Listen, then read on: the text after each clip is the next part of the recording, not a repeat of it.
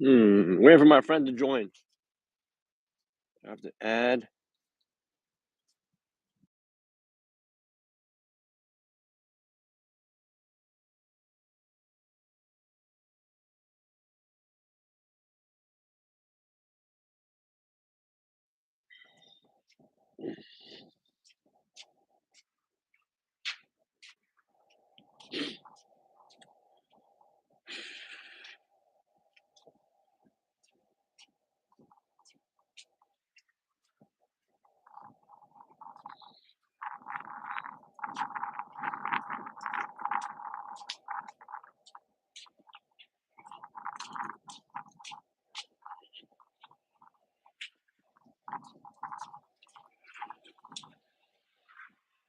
Hey, where's Zach? What the heck? Hey, what's up? I'm waiting for my friend to join the stream. We're gonna stream together. Oh, there we go. Boom. Is he added? Boy.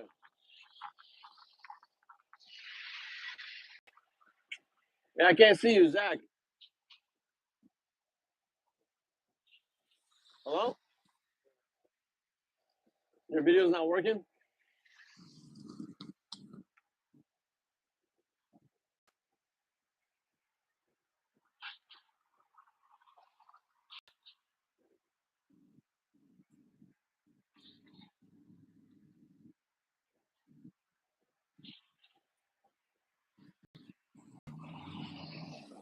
There we go. What up? We are live. We'll Yes, do it sir. live. Oh, I was like getting mad at my headphones. I was like, go on, do it, go on, write it on, do it live. Fuck it. All right, we are here. Let's chill for a few minutes. Let a couple of people trickle in. Yeah. Let's wait a little bit. Like I said, my stream has been I think for real getting shadow banned lately because like during the peak of the protests, I was getting like thousands of people tuning in at the same time, and it would top off 30, 40,000 views at the end of the stream. Now it's like shit, man. I'll be lucky to get 10. I don't know what's going on. Kind of crazy. But we get a good amount of a good few dozen sometimes tuning in. It all depends on the time I do it. If I did it at 12, it could have been better. But let's wait a little bit. Let's wait a little bit and see what happens. It's really bizarre, Well, bro. yeah, Because the shadow there's time. banning is so real. It's so crazy for anybody to talk about free speech at a time where anyone who Yeah, says anything that's really threatening to the establishment knows, like, motherfucker, there is no free speech. yeah, exactly. Absolutely none. It's algorithmically controlled speech, and it's fee speech. It's the more money you have, the more speech you have. The more reach, more speech, more reach. And we're frozen. He's gone. He's but for the grace of God. He got Yeah, what nuked. up? There he is. He's back. All right. Yeah. Sorry, I was checking something. Yeah, cool, man. So let's just start talking about the important subjects that we want to talk about on the stream, and hopefully people will engage with us. The open chat is available, so I want to talk about a little bit about moving beyond ideology and onto methodology, and how like we were talking about on the phone yesterday and today, the polarization of the left and the right needs to be stopped. All this discussion regarding leftist and rightist stuff, and instead we got to focus on what actually works, which is why brings me back to what brought me to this dance to begin with, which is like I never was ideologically aligned with anything, any kind of political or whatever ideology, left or right. I was always like, hey, listen, I want to see why society is messed up and what we can do to fix it. And then what we find is, without even needing leftist ideology or whatever, you can just do research on the scientific principles of sustainability applied to humanity and the planet. So if you apply the principles, the very just principles of scientific sustainability for human conduct, as well as our economic actions of like what drives true economic sustainability for a planet, for a civilization, we don't need any attachment or obsession with words, like these trigger words like leftist, rightist, whatever, socialism, communism. You just kind of get people together and you figure out, hey, listen, given the science and technology we have in the 21st century, which is incredible. I mean, just watching the budget by the U.S. military, which is in the trillions, take a little bit of that and reallocate that resource for whatever. We can do so many things. So that's what pretty much brought me to the dance, and it hasn't really changed since day one. for me, which has been about 15 years, where I'm like, listen, I never read a book on Marx or anything, but just researching the works of like Jacques Fresco, Buckminster Fuller, and like sustainable systems design and applying out system thinking to this to what's going on. That is really a good way to go about organizing and strategically looking at how to um, bring about a truly efficient and sustainable society. But I'm done with that rant. Go ahead. Let me know what So you the, think. the problem I see with the left right ism schism, as Bob Marley said, is it's an omnidirectional, sorry, a unidirectional. It's one direction. Either you're this or you're that. And it produces a phenomenon called schismogenesis, which is this frictional back and forth where, it's really easy to control people along those lines where it just means one direction. And it's like it becomes this McDonald's kind of meal deal where it's like all or nothing. Like, oh, if you're leftist, you're for all of these different things in the combo meal. You can't just get the sandwich. You got to get the fries and the drink and the toy and all that stuff as well.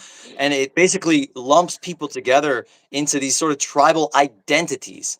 And Yeah, really, I should hope that the crushing defeat of the Democrats in the last election was the final nail in the coffin of identity politics. And I don't just mean being more inclusive and diverse. Those are generally okay. It's good. It's a good thing to try to be more diverse, but to try to jam different identity groups into the same functional shitty roles of like warmonger, genocide, exploitative CEO. Let's yeah, let's get let's get trans people murdering babies in the army. Let's get a black Indian woman as the head of the empire. That'll be great. But it goes beyond that into the identification with ideology and with political isms, which have nothing to do with the actual structural effect of a politics that is the structures that we live in, the systems that we are and that make up our lives, and yeah, anything that is a real tangible effect on our actual lives. It's all just about I identify as a Democrat. I identify as a communist.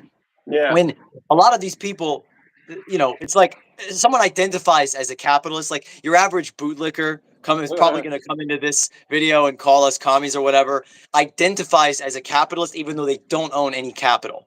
And yeah, those are the kind of people that are triggered by the very intentional polarization of like trans identity and on the other side of that, I see a lot of people in our generation that are so deprived of an ability to change the structures of our world, to have an impact on their own economic life, that they feel that their own identity, their name, how they cut their hair, their clothes, that is the sphere of influence that they have. That is the yeah, extent of their own liberation.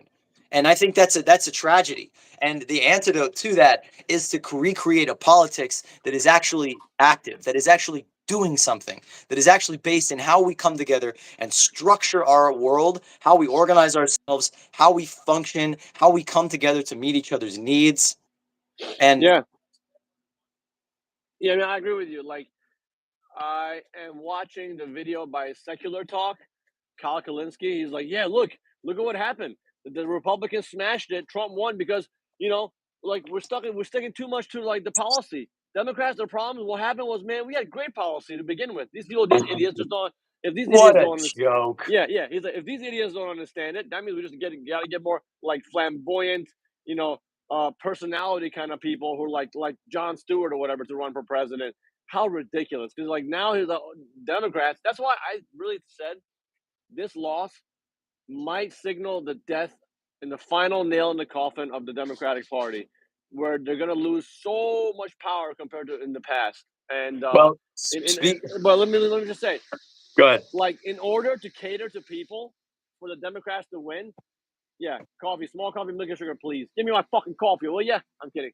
Um, in order in order for them to cater to the public to win, the Democrats actually have to shift more to the right now to have any chance to win, like the Republicans. And also, what Kyle Kalinske said, which is a delusion on their part, we need to engage more with identity politics to have a chance to win. That is absurd. It was like no, maybe yes, Joe Biden. I looked at the numbers yesterday. I looked at all the numbers yesterday. I used ChatGPT to pull up all the numbers, employment, economy between Joe Biden and Trump. Yes, Joe Biden across the board was better, but what percentage better? A little bit, not much. It's like no matter what's been happening systemically we've been driving on a massive train off the cliff in terms of inequality. The inequality has been insanely getting like out of control, out of control. And so that is something that just reflecting as a Democrat or Republican ain't gonna do shit about.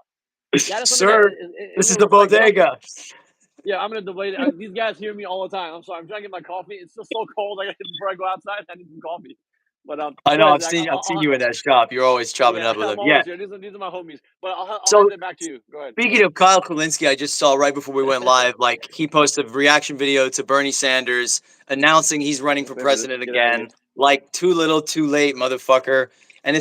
it's just like, but to your point, yeah, I mean the numbers are Yeah. clear that people voted for progressive policy. They voted for Thank you. obviously things that would improve their lives. They, even in red states where they voted for Trump, they voted for an increase in minimum wage and all this stuff that Hey, didn't brother. happen and isn't gonna Yeah. happen. See you later. And so the people obviously want their lives Yeah. to be improved. They want economic change. They want structural change. Trump Yep. acknowledges that the system is rigged. And even though he's a bullshitter, he's at least saying it's real rather than the gaslighting of the Yeah, thank you, brother. Democrats, which brings us back into this larger sort of topic I want to get into, which is the sort of ephemeralization, the bullshitization of politics, that it's become abstract. And I think it really all Yeah. comes down to the speculative nature of our world economy, especially in America. We don't produce things. We don't make stuff. As Michael Yeah. Hudson, the great economist, says, the modern schism isn't between capitalism and socialism. It's between industrial capitalism in China, where they make all our stuff, and finance capitalism in America, where we make debt, where we basically are creating all these speculative Well, assets we're and using all these derivatives. we're using all these financial tools. They call it financial tools or financial technologies to just manipulate and play this nonsensical game for certain people who have access to that shared goods, like the market, the Wall Street, whatever algorithm, to be able to exploit that system, causing mass harm, but to make money for themselves. That's what the system has become right now. It's so decoupled. It has absolutely it has no function or role anymore. Whereas, yeah, I mean, you can argue certain parts of Wall Street, certain money flowing in there, is directed towards innovation or this and that, but just remove the entire Wall Street mechanism. You don't even need that piece of shit to actually invest resources into this and that. Why do we have to go through the market stupid Wall Street mechanism? It makes no sense. So this, yeah, like you Well, said, yeah, the we're heading market. this very loony toony weird world where all these abstract notions are gaining more and more prominence, and then the actual life supporting physical infrastructure of what has enabled society to go where it's going, like science, technology, our institutions, the public institutions, those things are losing power very rapidly. And all the privatization cancer and the ownership investment class is morphing into something very dark and crazy. That's the way So I see yeah, it. the market is like this abstract sort of virtual reality gambling casino built around what is effectively an extreme centralization of power and control. These are the kinds of people who are for this are like, well, we need this because the alternative is Yeah. central planning, central control by a small group of people. And I even meet like self-professed like anarcho-capitalists, douchebag libertarians who are like, we're for the decentralization of power, but they're absolutely for the centralization of wealth into billionaires. I had a hilarious argument with this dude, this actually very brilliant like AI researcher, philosopher dude. We had this really interesting conversation about, autopoiesis and all this really interesting like neuroscience and biology. And then we started talking about money, and he was just like had the dumbest imaginable ideas about what Yeah. money is. And it was literally saying like, not only is like this crony capitalism, this isn't real capitalism. He was like, we don't even have real money. This isn't money. It's like, are you crazy? And it's just like we are completely Well, disconnected from reality because that's the purpose of our country. That is the yeah. center of value is in abstract speculation. And so Trump, Musk, these guys are bullshitters. They are con artists. They are people who hype themselves into this position of incredibly overvalued stock value, which is the source of their wealth. Elon Musk himself is a giant meme. He's literally just a meme of like some He is. Herculean super capitalist industrialist who's going to get us to Mars and do all these things, even though he's not an engineer, he's not an inventor. He has one patent for the fucking gas cap or whatever on Oh the God. charging port on the Tesla. He bought these companies And we are in a really strange moment where hype is so powerful that people are so disconnected from reality, from a politics that actually affects their life in any way. They have so little control over their existence, and they're so blown out on these virtual worlds that are inflated by bots and billions of dollars worth of propaganda to make them think that the world is not what it is. Like Terence McKenna said, ideology is that which perverts the obvious. And we have been perverted to the point where no one knows what reality is. And so we fall for these con artists so easily because we're not used to living in reality. Yeah, well, I say all the time that first of all, you brought up a point like months ago or weeks ago about like how the fascist leader is simply a blank slate, an empty vessel upon which the fascist intention of their institutions and the power elite can express themselves through a mechanism. Well, I think Elon Musk and Jeff Bezos, those people are also empty vessels for the will of the market to be expressed through, because they represent nothing other than competitive, indifferent self-interest. That's what they represent. So, and then switching on to what you said about the whole meaningless of it all. Yes, it's becoming more and more decoupled. We're investing more and more in financial instruments, at least in the West, while the rest of the world is kind of investing more into technology. And I mean, Jacques Fresco told me that a long time ago. Fresco told me a long time ago that the collapse of America is going to be ultimately like the U.S. and the U.K. investing more and more and more into like financial instruments and financialization, and China and those other economies spending more of their money on actual physical infrastructure. By the way, we don't support China in any way. China's a piece of shit. Also, it's going to be another failed experiment. But Well, I want to tap in there because I've been actually really researching China and trying to figure out how their system works and what the difference is. And one of the main differences between America and China, they're both capitalist countries. It's yep, market state in the United States, really like a market that drives the state, that uses the state for its advantage, versus a state market where the state controls everything and uses markets to its advantage. But it's effectively a giant prison colony of yep, basically slave labor. If Aristotle or Plato or somebody from the Roman or Greek era was able to look at the system we have today, they would not see a difference between someone who is owned and someone who is you're renting their body either to the state or to a corporation. And so basically China, the one thing they did that makes them so dynamic and effective is, one, they have a technocratic control system that yeah, doesn't rely on sort of a smokescreen of illusory democracy, which is really there to just keep people arguing and debating with each other while the state goes behind the curtain the market goes behind the yep, curtain and yep. lobbyists and everybody write all the laws. But they kicked out the financial capitalists. They killed the landlords under Mao's Yeah, time, that's and they true. don't really have a finance sector. They have public banking, and even though they have a stock market, it's like very regulated and managed and controlled. And if it was to go wildly out of control, which is the point of American stock markets, the government Yep. would intervene. And so they don't have the sort of bubble speculative bullshit sort of financial mental deficiency that we do in the Yeah. West, and they're just all about maximizing the false sort of productivity of their people to produce way more than anyone in the world. They produce more than the next 9 countries together.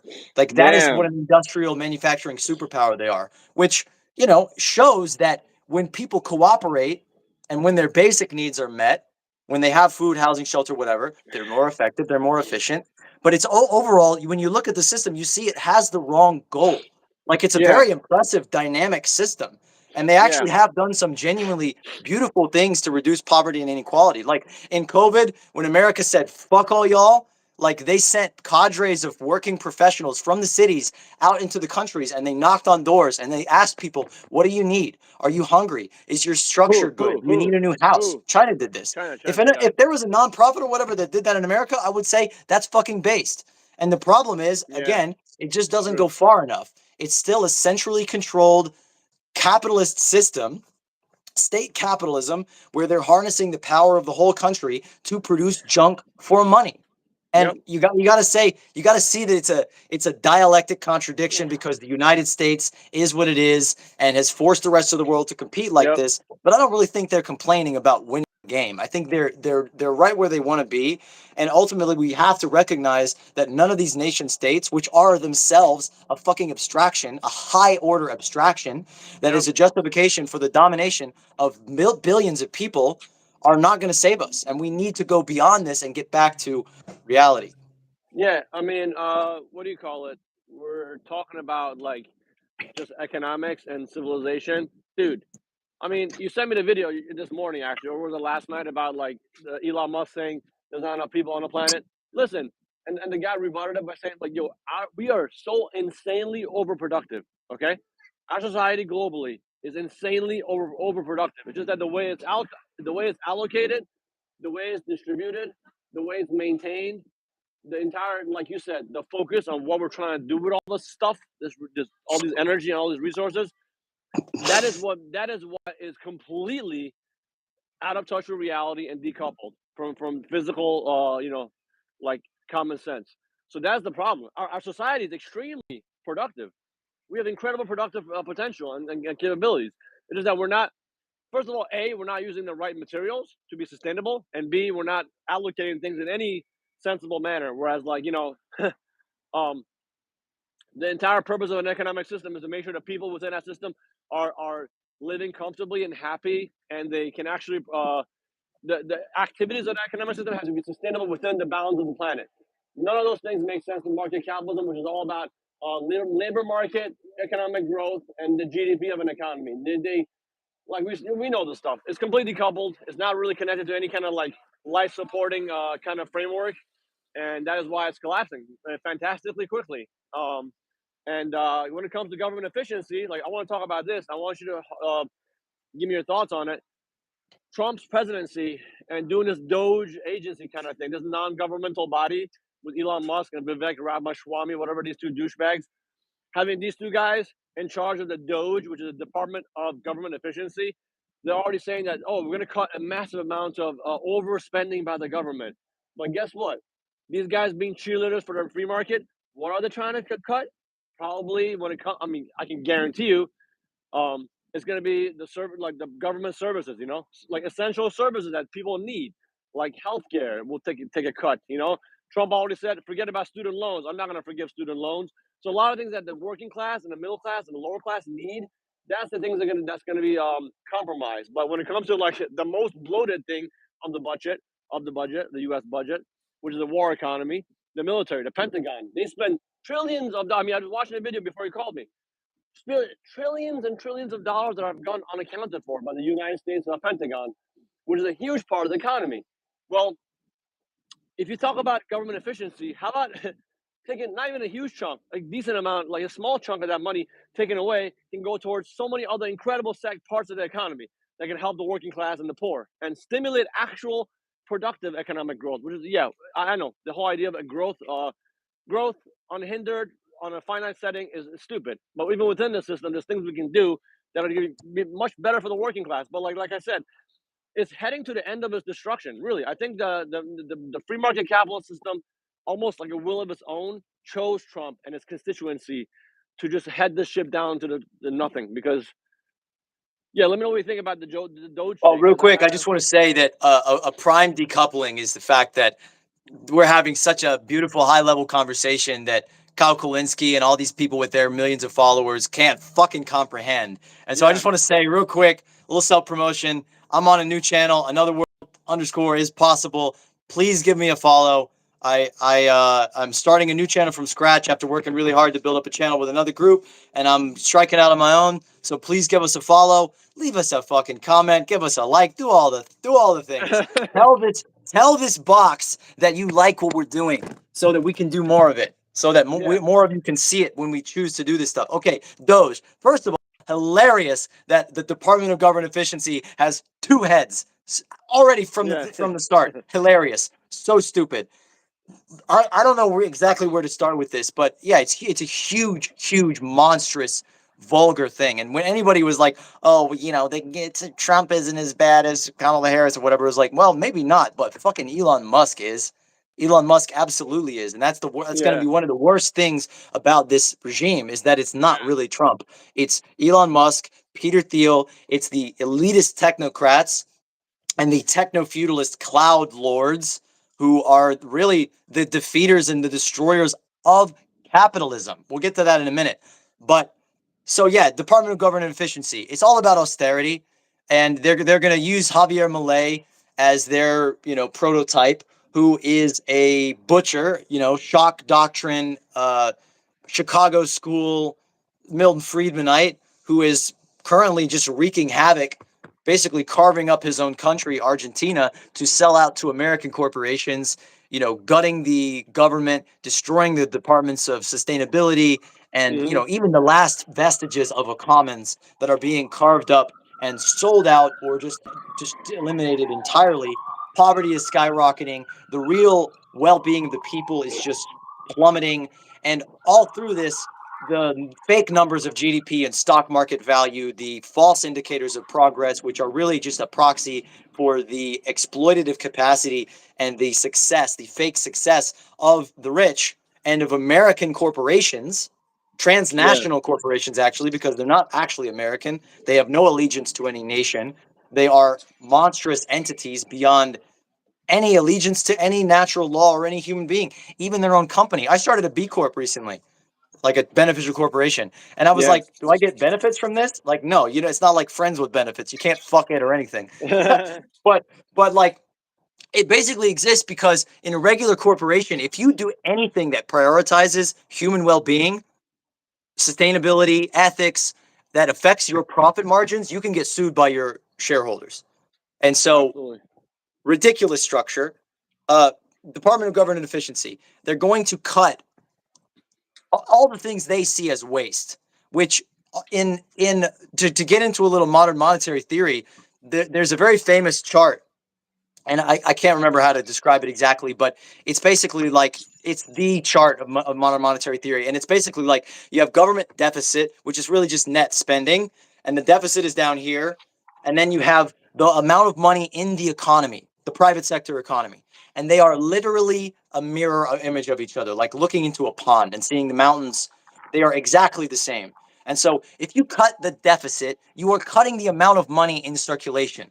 Not only are you cutting your workers' ability to sustain and survive in this existing system, and you're cutting your aggregate efficiency, you're cutting your transportation efficiency, you're fucking up public health, which is exponentially more expensive than to just invest in public health. Like, it's not a cost to invest in a public healthcare system. Every advanced democracy knows this. It saves you money exponentially to ensure that people don't get sick to begin with and can actually make it to work. If your people are too sick that they're dying and they can't make it to work, your productivity goes down.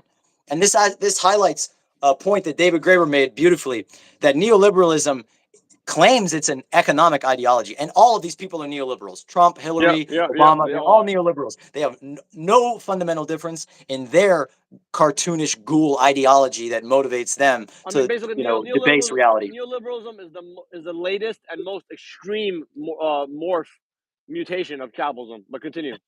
Well, Yeah. so yeah, it's not, it For those says who it's don't an know, for those who don't economic know. system, Yeah. but it doesn't, it has disastrous effects on the actual real economy and even on things like growth and GDP, measures that they should be interested in actual productivity and the ability, a number of commodities cycling through the system. It's disastrous, but it's a political ideology more than anything. And it destroys the ability of the people to fight back. You said Trump is against student debt. We know cutting student debt would be a massive stimulus to the environment, to the economy. The economy. Yeah. People would Yep. buy more shit. People would go out and work more. There'd be more new businesses started if young people weren't saddled in debt. But there would be less people who are desperate enough to accept a job that pays them $725 an hour to use their body as a machine, like a slave to a corporation. And they know this. So it's all about sacrificing real economic efficiency, even by their stupid psychotic metrics that like China is crushing them at. Productivity, number of shit sold, like rising standard of living, wages going up, all this shit that means nothing to them. But it's all about smashing the will of the people and crushing their ability to fight back. Yeah, because the system is failing so epically and catastrophically. They have no answers for what's to come. They will have no out-system solutions for what is coming. So they have to clamp down more on fascistic measures. And like this guy, we had the first person coming in talking crap. These socialism arguments are pixie dust at best. That's what he says. Okay. What did A I say? What did I say? Of course, hey, we're gonna get these yeah, dickheads. yeah. Well, no, it's funny. Let him say it. It's cool because we're not socialists. Literally, like if you rewind to the beginning of our talk, I was making it very clear from the very beginning that we're not taking an ideologically stanced left or right perspective. We don't care about left or right. We care more about what works and what simply doesn't. You want to build a house? How do you build a house? How do you build a car? You have to abide by existing engineering scientific principles, architectural principles on how to build a house. You have to have an engineering degree. You can't just build a house based on your opinion. And what I'm trying to say and what Zach's trying to say is that our entire socioeconomic system, our social system, our economic system, our legal system, our governmental system, it's all based on a bunch of phony assumptions that have nothing to do with reality. The one thing that has made this incredibly inefficient and stupid economic system called capitalism actually stay in place and not fall apart rapidly is technology. The capitalist system exploits technology and our innovation for its own inbuilt systemic perpetuation. So it has a will of its own. The capitalist system has what Peter Joseph called the shadow incentive. It exists, but the majority of people on this planet do not detect that shadow incentive. So inherently, without them even knowing about it, they become unknowing and sometimes unwilling participants, agents of the system that's leading to their own destruction. And so this economic system doesn't work. However, it is very resilient in maintaining itself. Okay. What up? What up, Texas? Brandon. Um, the capital system, I gotta give it some credit. One thing I'll give it to capitalism is extremely resilient. So even though within its own mechanics, it's really good at adapting and maintaining control. Like we should have had a debt collapse that destroyed the entire society hundreds of years ago. But because we keep bailing these institutions out, that's how we maintain it itself. How did it adapt to the rate of technological innovation in 1940s and 1950 when when all the economists are freaking out saying, "Oh my God, things are becoming too efficient." Our factories are becoming too efficient. No longer can we grow an economy. People are becoming placated and happy with what they have. What did it do? Planned. Yeah, that's how it adapt. It's almost like it had a will of its own, and the people who organize it, they just almost like, oh, okay, here's what happens. Planned They fill that role, yeah. planned obsolescence, intrinsic obsolescence, credit expansion using credit cards, all these like phony, anti-reasonable metrics to keep the system going. Even though, like I said, the system is extremely resilient, but when it comes to the planet, it's unbelievably unsustainable and destructive and short-sighted because it's fantastically short-lived. Capitalism, modern capitalism, is only 600 years old. That's all you got. Your system has been around for 600 years, already destroyed to the planet, destroyed the entire planet, and collapsing our society. This system is fantastically unsustainable, but like I said, it will adapt and it will maintain resilience and hegemony until the last person, until the fucking last life form is destroyed. I want to address. That's why we have to. Yeah, before I let you go, like that is why we have to strategize and find intelligent ways of arguing to the public and proposing and advocating our vision that we have to.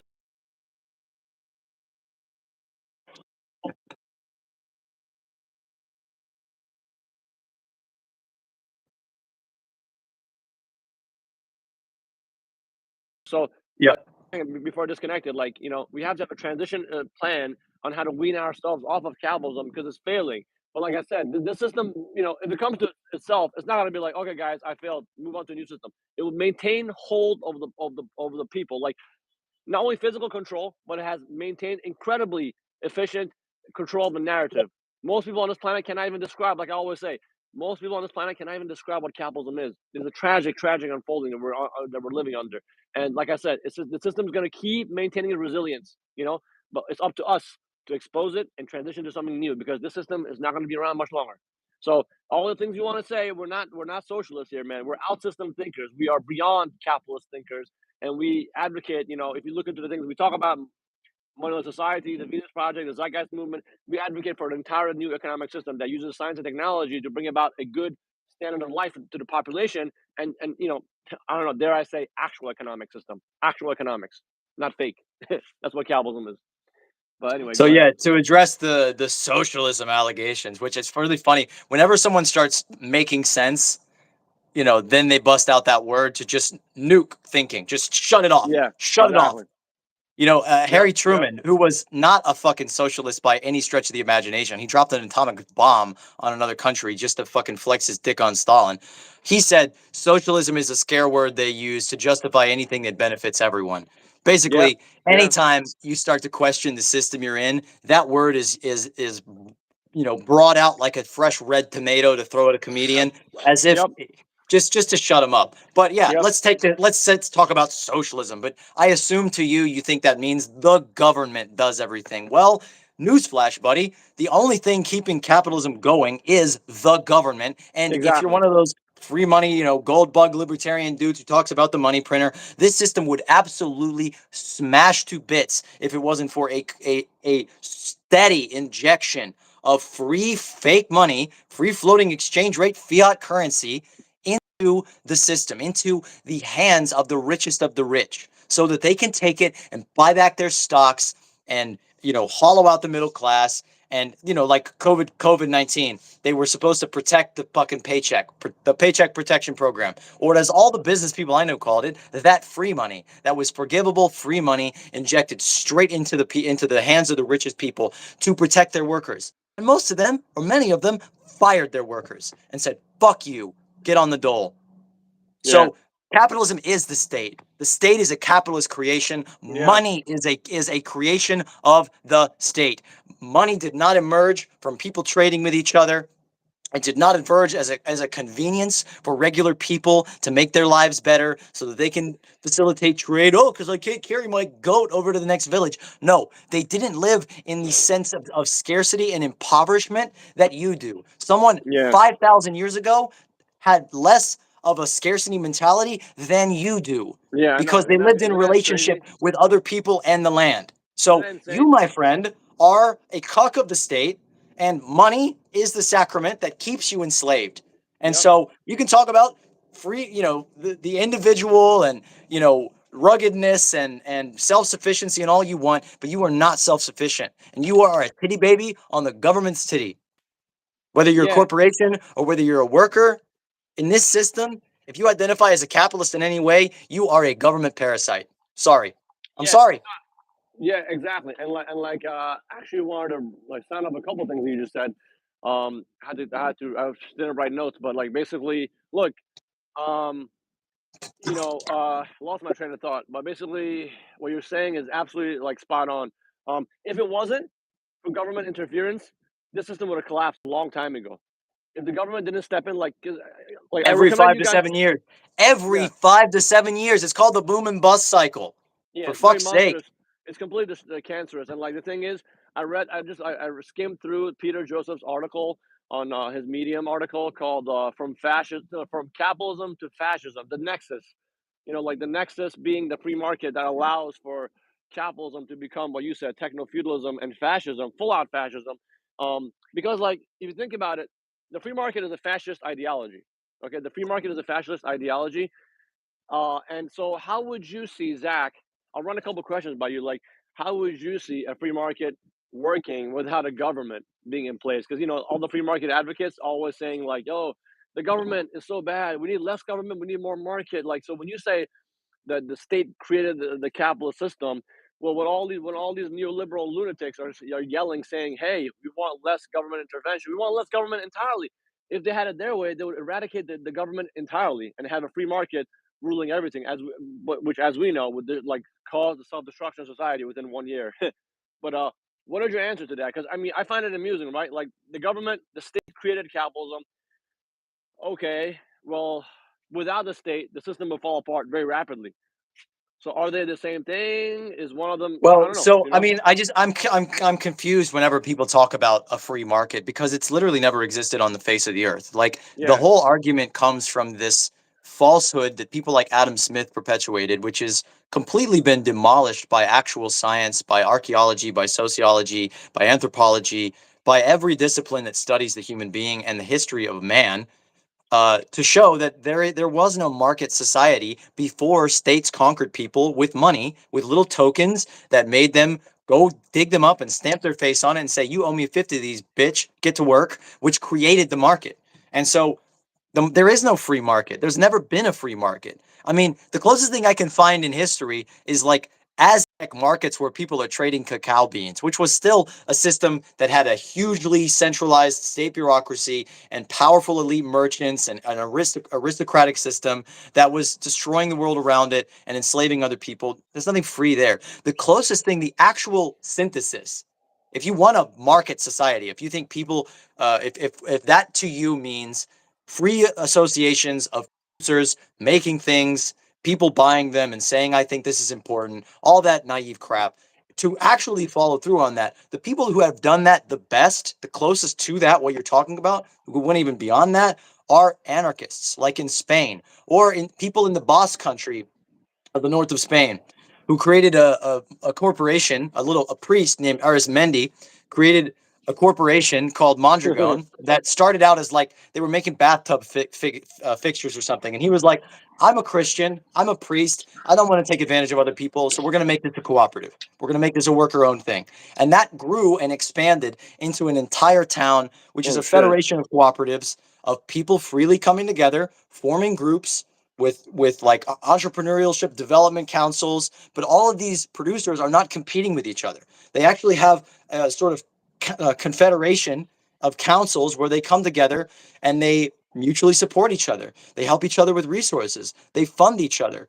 And this is a sounds like a cult. Sounds like what sounds more like a cult? A system where people are actually free to make decisions about when they go to the bathroom in their company, or whatever most people's life is, where they go into a little box every day for 8 hours of their life, the majority of their life, and they have to ask for permission to go pee pee.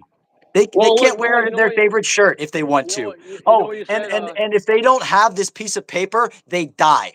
Sounds like a Yeah. cult? Look it up. It exists. Mondragon Corporation in Spain. It's beautiful. It as they say, it has the design sensibility of Italy, and it has the industrial capacity of Germany. It has 60,000 people working together. No management structure that owns it outside of the system. They elect their own managers. They have no central ownership. There's no shareholders. There's no group of people outside of them like parasites saying, actually, no, you can't do this. The workers Well, you know, control their own conditions. you know what Okay? you say. Anything that's not that is a fucking cult, and I'm sorry, you've been duped. I know it Yeah. hurts, sweetheart. It really hurts. You've been duped. They got you good. Well, you know what it is. Like you actually made me think about something. Anarchism, in its true form, is what capitalists would ever dream of wanting to accomplish. Anarchism is what capitalism would want to ever aspire to be without even knowing it. Like anarchism is actually the true expression of whatever free market absolutists say they want for their society. Whereas what they call the free market is just a complete perversion, of what is going on, and just leading to their own destruction. But like anarchism is actually what free markets free markets could only wish they could be like anarchists. That's the point. And what Zach's talking about is like the experiments that have been done throughout history in the past and the present, like Mondragon, like the anarchist revolution of 1939 in Spain, like Rojava. All these anarchist societies, they're functioning based off of like just better human principles. Okay, the principles of cooperation, collaboration, resource sharing, non-hierarchy, like horizontal power structure, not using money, and to think that societies that do not even have the mainstream industrial capacity of the status quo system can still function so well given their limited capacity and resources, because as we all know, the main infrastructure and the resources of the planet are in the hands of the capitalists still. But the fact that they can actually manage a society very well, if you actually are not lazy and look into it, their societies have much less crime rates, much less depression, much less like mental health disorders and emotional disorders and physical disorders. Like the people are just happier, and they actually, you know, there is not some massive wealth gap, but where there's a power void. Like people often think that like if you're not trying to do capitalism, if you're trying to do socialism, communism, anything else other than capitalism, it's going to lead to some totalitarian setup where like one person dictator rules the cult, and he's got everybody else brainwashed and sucking on the syrup, sucking on Well, the hang on, hang Kool-Aid. on. just like any corporation, there's a CEO who is the boss, who is a dictator of his company, and what he says goes, and you as a worker have zero input on any economic decision about what you're producing, how you're producing it, when you can go pee pee, or what you do with the Yeah. surplus of the organization that you're creating. Yeah, the real dictator is your employer. The real dictator is your boss. The real dictator is the CEO of the company. That's not the dictator is not the guy, not the people on the street like yelling and preaching to the world. Listen, we can do better. How about we come together as equals? And like society is designed in such a ruthless way that like to hate people who call for equality. If someone's calling for equality, like economic equality, oh my God, they're trying to bring about death camps in the gulag. Which basically goes by what this guy said. The gentleman Brandon, the guy, he's pretty cool. Brandon from Texas.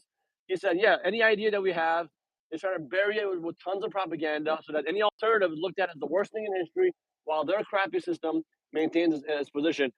On, you know, yeah. Let me just see what people said real quick. Yeah, I Um, think it's funny that people associate anarchism with like bombs, but anarchists yeah, have actually dropped less bombs than any other group of people in the history of the world. yeah. Oh, yeah. Sorry, going back to what Brandon said. You're right. Anarchism is not this like I hate this shit, man. Like you talk to average Americans about anarchism, they get this like Hollywood image painted in their head of like, yeah, people like with Molotov cocktails in their hand throwing things at government buildings. Like that's not anarchism. Anarchism is way more in depth, way more intelligent. And hey, we should plug Anarch. Our boy Anarch, he has a great channel which is really good, in depth explanations of breaking down every mainstream leftist and right wing philosophy and ideology. And he is a true anarchist, which is really the principles of bringing people together in collective structures and locally being able to meet our needs equally to each person's ability, to each person's what's the term like to each Each to their um need, each to their ability.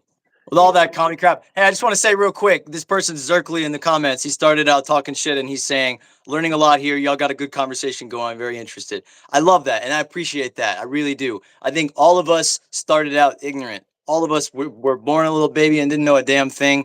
And all of us are trying to figure this out. And none of us has all the answers. And that's kind of like one of the main failures of the system of hierarchical power, that you're smashing down all the people in the world who have something to contribute to yeah the system that we all live in. And, yeah I want to say a new person mentioned saying Eric D. Dickerson said the government is not a company. The government is not a company and not meant to be a dictatorship. The government should not and cannot run like a business. I'm sorry, the government actually functions like a business, very much like a corporation. I mean, look at the United States. The government is a corporation. Like it functions as a corporation. It has to maintain its profits. It has to run like a business. Like there's no other way. Like what you look at as corruption, as like the government coming in and doing this and doing that, the leverages, like the government, sadly, is a leverage point, is a leverage key for the capitalists to wield their power in the economic sphere. The government, sadly, in the mainstream society we're living right now, does not cater to the will of the people. The only governments that do cater more to the will of the people are governments like we see these like social, like this Scandinavian countries and like Norway, Sweden, Finland. They have way more like participatory economic systems set up. But like not in America. America, being the most free market system in the history of the planet, is only going to have a free market principled government, which is a very weak, pathetic government that's up for sale. The government's up which is for sale, which is you know? also, the antithesis of like market competition and all the things we like, because it all caters to monopolies. And the entire legal structure is written by the victors, by the incumbents, as my old man said, by lobbyists and by people who have the most money, which happen to be the people who are succeeding. And so we have a system where the people who need resources the most don't get them. The people who deserve them the least and who have the most already, who have more Yeah, than they could spend in a million lifetimes, suck up on that all that free government money and all those free loopholes. I'll tell you, like I've been trying to start a business so that I can support myself, like making videos for people, and I just noticing like how many more rights a corporation has than a person. Human beings have no value and no rights in the yep, system, but if you have even a shitty LLC, a legal structure around you, you get cheaper cell phone plans, you get tax breaks, you can write yep. things up on your tax, you have all these benefits and perks. Oh shit. But anyway, I want to kind of get back to the sort of main kind of topic of this abstraction, that we're Yeah, even in people's attempts to move beyond the system. And I'll even critique people calling themselves anarchists. I think anarchy is a wonderful thing, is the essential principle. I wouldn't say it's the solution, but it's the foundation upon which any solution is going to be built. From a distributed power system, from Yep. a destruction of the hierarchical power and a distribution of power to the people. But we need to basically bring politics and activism and all of these uh, good-natured attempts to rebel against these systems outside of idealism and ideology and people shouting and saying this should happen and this should do this into something that we actually build, something that we're actually co-creating together, that somebody doesn't have to necessarily fully understand to be able to interact with. Most people go into the marketplace or go into the job market and they're not identifying as capitalists. They're not like, oh, I did the reading, I read Adam Smith, I read Mises, I read Milton Friedman, and now I'm ready to go get a job. No, they just go into the system regardless of Yep. their beliefs. They interact with it. They use money, and you don't have to believe in it for it to systematically erode the trust in society and reduce us to individuals. It does that whether you believe in it or not. And so we need a political movement and a revivification of what it means to come together and organize ourselves into structures, into organizations, into legal entities that give us protection like cooperatives. Yeah. I want to mention something regarding actually cooperatives. Actually, interesting because look, our potential as people is incredible. Like even in the most poverty-stricken neighborhoods, if you go there, if the people actually know how to organize and work together well, they can do quite an extraordinary well because especially in the West, we have access to so much technology and so much resources. Even the poor of the United States have so much more technology and access to wealth than like the kings of the past, considering our ability to solve problems. Because look, true wealth comes down to our ability to work together and solve problems efficiently. True wealth is not how much money you save up in your bank account. So if that's the measure of true wealth, then we can see that all these arguments by like free market people saying, oh, like poverty has been alleviated over time. People in the past used to live so poor, and now like the tide is rising and all the boats are being raised with it. It's actually not true. Well, from what I looked at, their assessments of poverty rates, like going back to 1820, where they said 94% of the planet was like an extreme poverty in 1820. That's actually been overestimated, okay? And then we're underestimating how much poverty exists today, given the mechanisms of control of capitalism and how the distributive capacity of technology of today is not being sent out as it should be to help alleviate people's problems. And John Maynard Keynes said, our goal as a society and an economy should be to set forth and bring about and prepare the future for our grandchildren so they don't have to work as much as we do. So they don't have to starve. So they don't have to struggle as we do. Well, guess what? If he was alive today, he would be digging. He would be so ashamed of what's happening because people are working more hours. I mean, I live with some young people. Like in my apartment, I often have roommates who come in and come and go.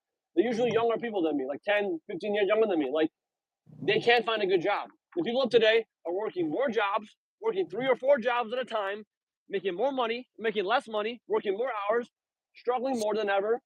Why? The system did not adapt. The capital system's goal was never to deliver life sustenance to people. It was always to exploit and extract and manipulate widgets on a screen for certain people to gain benefit. So the capital system was always an elitist ideology meant to allow billionaires to rule the world. The end goal of capitalism was to allow a few billionaires to rule the entire planet. And it's getting there right now. And it's time for people to understand that this stupid left right ideology nonsense. The free market doesn't care about your visions of your definition of right or left thinking. The free market is just a monstrous creation that, whether you want to call it right, left, whatever, its goal is to maximize profits for a select few people. And like I said, if capitalism was to actually deliver life, if capitalism was to actually deliver sustenance of life and like a higher quality of living to people, guess what? It would eventually deliver it and then fades itself out. Like John Maynard Keynes says something like, if capitalism was to actually fulfill its goal, it would eventually phase itself out. But as we can see right now, capitalism is living for capitalism.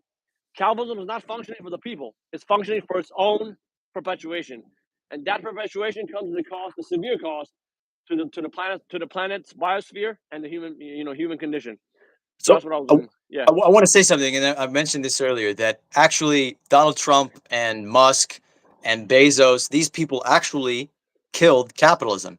As the great Yanis Varoufakis' thesis states in his great book, Techno-feudalism, we are actually leaving the capitalist system Yeah. as we know it, Yeah. which is dominated by profits. And we're moving back into a system that's really more like techno-feudalism. That's basically a company like Amazon actually buys the market. They have the entire market contained in a platform, and they lost money. Their business model for like 20 years, they lost profits. They were not profitable, which would be a crazy thing in regular capitalism. No Yep. one would invest in it. They told their investors, hold tight, hold tight. You're going to lose money. It's going to be okay. And they basically just undercut everyone around them. Walmart started this. You move into a town, undercut everybody, close down all the other shops, and then just absorb them. And effectively, the platforms are charging rent. They're charging rent. They're not charging profits. And the Yeah. practice of money making money for you, of financialization, was actually the nightmare, the bane of the existence of who? Not Karl Marx, Adam Smith. Adam Smith, the godfather of capitalism, hated money making and hated rent. And the whole idea was that capitalism makes you productive. It makes you go out there and make shit. And we have a system right now where it is literally you are disincentivized as a wealth holder, as an investor, to invest in productivity because it's risky. And Yeah. that's the whole argument. Oh, I took the risk. That they invest in financial instruments and ultimately into cloud capital that enables these massive technocratic cybernetic entities larger than nation states, bigger than nation states, to suck up data and use all this information to basically trap you into a digital fiefdom, like a Yep. like a feudal lord, and then they just extract rent. And we're going to see this happening more and more. So even the capitalists, even the people with the business owners, the people making things, the car manufacturers, you're all fucked. You're all going to get sucked up into bigger and bigger accumulations of wealth, centralizing it into larger and larger post corporate entities. And then you have the financial private equity companies like BlackRock and Vanguard that literally manage trillions of dollars in assets Yep. that are fractionalizing the debts of everything that exists. They're taking it and virtualizing it into debt assets, fractionalizing it, chopping it up, moving it over here, putting it into this tranched debt package here, all this shit to abstract reality into financial values that forms basically an automated game of social control. Yeah. And so if you're a capitalist and you produce something and you have a business and you're a little hustle guy, you have as much to gain by forming a parallel cooperative system where we producers, we people who make things in this world, whether it's content or whether it's shoes or whatever, financial, medical services, anything real, we need to come together and form parallel structures that are mutually assured. And we need to learn from the people in Spain who have a federation of producers where Yeah. we federate ourselves, we come together and make sure we all succeed. Because when you succeed, I succeed. When you succeed, I succeed. Whereas the platform model is all of our work basically just goes to siphon wealth up into a central source. We have to Yeah. get very real about this and realize none of the old ideologies are sufficient to basically be a prescription for this moment. I think all of them have something that we can learn from. Socialism and communist China and anarchists in Spain. Of course, some have my heart more than others. Some got us closer to human liberty than others. But we need to Yeah. It's learn in from Northern all of Spain. them and synthesize something that is fundamentally new, something Yeah. that has not existed on this earth before. Yeah. Brandon. He was talking about Mondragon, right? Mondragon, it's in Mondragon, the Spain. Basque region of Spain. Look it up. It's Yeah. amazing. It's a Yeah. truly inspiring because and when you're talking to capitalists and they're like, oh, it will never work, or if you didn't have a boss, things wouldn't work, you give them that example because it's a company of 60,000 people. They make machinery and car parts and all kinds of complicated things, and they're actually competitive with the capitalist system. They have a higher quality of life. Their workers have pensions. They Yep. live great lives. Yeah. And it's a great example just to show people we can take a step going further. We don't have to Yep. fully abolish the system to improve our own lives. We can literally Yep. just come together and cooperate with each other and improve things for us all. And if we don't do that, we are fucking cooked. Yeah, just to say something real quick. Like, by the way, guys, for tuning in. Our original intention for today's a stream was to invite this gentleman Shahram. What's his last name? Ajavi. Our original idea was about all this stuff, but yeah, we were going to invite Sharam from Democracy at Work. Democracy at Work is a great organization that's all about pushing worker cooperatives as the solution, bringing democracy into the workplace. We're definitely Yeah. going to be doing So some content with them soon. But we'll yeah, get into it. Professor Like, Richard Wolff, the who started Democracy at Work, is a great teacher, a great thinker, and has a lot to say about all these things. yeah, like so we're gonna get him eventually, right? Definitely try to Yeah. get him next week for like a stream because we want to talk to like I want to reach out to as many leftist thinkers. I don't consider myself to be a leftist thinker, guys. You know, I'm not a leftist. I'm not a rightist. Whatever. I don't like these up, down, left, right, in, out, like terms. You know, I'm just a human being who wants to see a better world, and I want to use. I want to advocate for the use of the scientific principle, the scientific method, which is like provably the one single thing that's allowed us to like to improve the world around us. Apply that very principle of scientific testing and rigorous observation to the social system itself. That does not have to be a leftist thing, okay? And to answer your question, I live in Brooklyn, New York right now. My boy is living in LA. I'm originally from Iran. This guy is from Georgia originally, and we've been working together as activists to like bring about a new vision for sustainability. You know, and we're working on a documentary right now, which is in your boy's hands. Hopefully, we'll get that shit out soon. But he created his own new channel, and we're gonna like. I'm just getting started on this shit, man. Like, my channel is gonna be revamped soon. I'm gonna be putting like much more content out on a regular basis, talking about like just breaking down things from my perspective on like what is going on with the Trump movement, the whole climate change thing, the war in the Middle East, and all that things. Like providing my spin on it, my perspective on it, and then Zach will be working with me. We're gonna be making a lot of videos, guys. But basically, that's my whole point. Is that like, look, that's my whole point. Is that like, you know, it's not about left and right. It's not about up and down. It's simply about what works and what fucking doesn't work. And capitalism right now doesn't work. It doesn't work. So we have to use the exact, complete diametrical opposites of the fundamentalist principles of capitalism. We have to apply those if we want to change the world. Complete opposite of capitalism.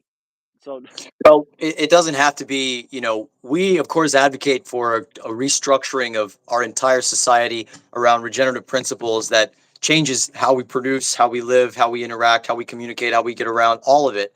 But it starts with changing our own lives. It starts with learning how to cooperate. It starts with realizing we're in it together, whether we like it or not. And so, with that in mind, uh, give us a subscribe. I'm trying to grow my new channel. Please give us a subscribe at Another World is well, Possible. capitalism is someone asked a question like where is capitalism, like first of all, science would not eliminate the weak. Like, why do we have an atomic weapon program? Why do we have nuclear weapons? That's not because of science. Science is an amplifier and an enabler. Science is an amplifier of your intentions, an expression of your intentions. So like, let's say our intention is to destroy ourselves. Well, science is the best way to go about that. You create a nuclear weapon, you just bomb everybody and kill everybody. But let's say you want to find a way to feed people sustainably. Science is also the best way to go about doing that because we can find different avenues of sustainable agriculture using like permacultural principles, whatever have you, hydroponics, aquaponics, whatever, right? So if if your goal is to achieve something, science is going to enable you to get to that end goal much more efficiently and easier. So I, you can't blame the problems of the world on science. That's just a lot of what Jacques Fresco would call BS, like bad science. He would say that's just a bad way of looking at things because that's not science's fault. It's that like, other look, that other. Oh, I just want to say one sorry. thing. Like, it's the social values and the economic goals behind science that that produce the results that we see. So it's not science's fault. When you have an economic system that's based on strategizing for dominance and exploitation of resources, well, using the scientific method, we can find a way to destroy ourselves much easier based on that principle. But if you have an economic system that's based on like delivering high quality of life to people in a sustainable manner and resolving conflicts and reducing conflicts entirely and reducing inequality, well, guess what? If you use science for that perspective, you'll get a way better, more efficient outcome sooner. So that's what So, I'm trying to say. so It's to like answer that you other can't blame question, science. oh, sorry. Yeah. To answer that other question, where is true capitalism in the world? It's look around you. Like this isn't a perversion. The United States, America, the slums all over the world, the massive deprivation of the billions of people on this planet. While a small group of people has all the money and power and wealth and owns the means of production, that is capitalism. This is not a Yeah. perversion. We're not in crony capitalism. This is a crony system. It's a system Yeah. that produces cronies. And you know, you can say, where is true socialism? Oh, China is true socialism. I don't really care. I used to say, well, you know, socialism is actually the workers owning the means of production. That's what it originally meant before the Bolsheviks took it and fucked it right up. But whatever, if that's where this ideology ends, if socialism means central control of the state to centrally manage the system, to do a state capitalism, which is what Lenin described it on his deathbed, that's what it is. And I say move beyond the word. Move beyond the Yeah. word capitalism. Yeah. Like, people give this word capitalism religious authority over everything good in the world. And Yeah. they think it's freedom, they think it's democracy. It's fundamentally incompatible with democracy, as we see every single day of our lives. So don't look at the world through the lenses of these ideologies. Look at what works and what doesn't. Okay? Yeah. See, Beautiful. like he's saying, see it with your own eyes. Like, all these ideologies, all these political goons are telling you the world is not what it is.